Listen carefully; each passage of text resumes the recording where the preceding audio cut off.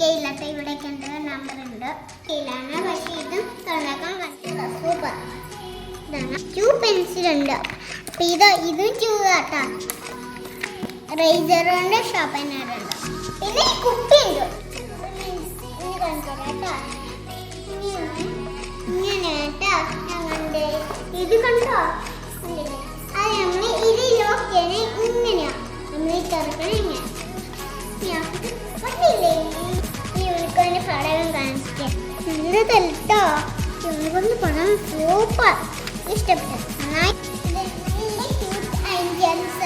നമുക്ക് ഇതൊന്ന് തുറന്നേക്കാം. അയ്യോ സൂപ്പർ.